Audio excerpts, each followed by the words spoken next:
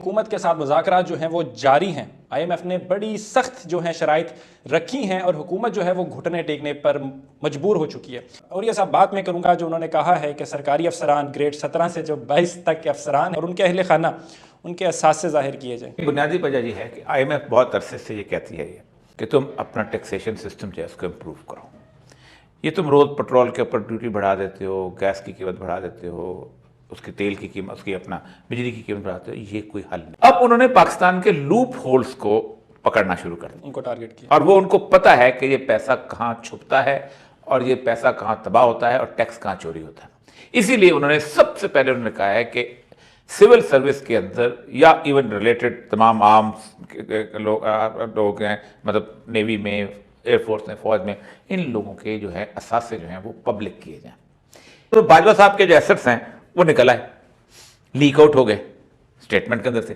اب ان ایسٹس کے اوپر یہ نہیں کہا گیا کہ تم نے یہ بنائے کہاں سے، یہ کہا گیا کہ تم لیک کہاں کیوں کیے۔ یعنی ایک سچ کو ایک آدمی نے بتایا اور آپ سوچے کہ اس کو جو لڑکا ہے شاہد اسلم جو ہے اس کو کس طرح پکڑا گیا۔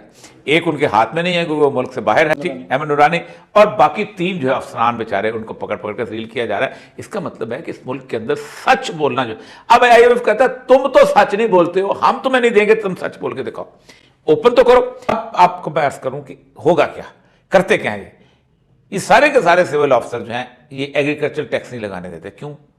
یہ جو بندہ پیسہ بناتے ہیں یہ کہتے ہیں وہ تو ہماری زمینوں سے آیا تھا، وہ تو ہمارے فلاں جگہ سے آیا تھا۔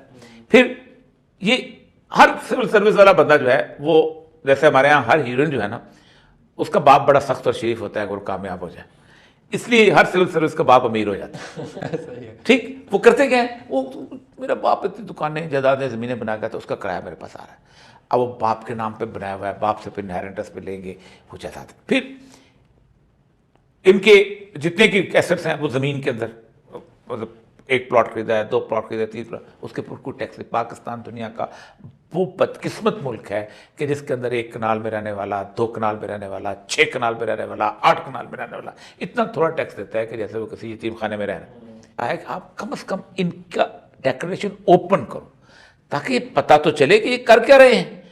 آپ سوچیں نا کہ ہر سال ہم ڈیکلیریشن ایسٹ دیتے ہیں، میں بھی دیتا رہا ہوں، 30 سال میں نے دیا ہے، تو سامنے مجھے تو پتا چلا نا کہ میرے پاس یہ ہے، اور یہ جو ساتھ میرے بندہ ہے جو کہ میری طرح کی نوکری کرتا ہے لیکن بیٹا پڑھاتا ہے وہاں پر لندن اسکول آف اکنامکس میں، بیٹی پڑھاتا ہے اپنا کولمبیا میں، باقی جگہ، اس بندے سے تو پوچھو کہ اس کے ڈیکلیریشن ایسٹ کیسے امپروو ہو گئے۔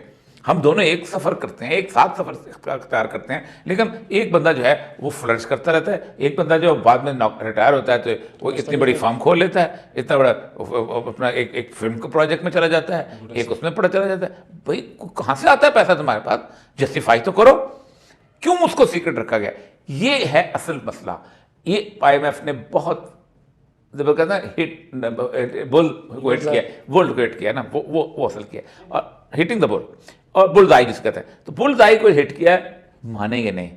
یہ وہ لوگ ہیں کہ جو گھر تباہ کر دیں گے لیکن اصول پہ بات نہیں کریں گے۔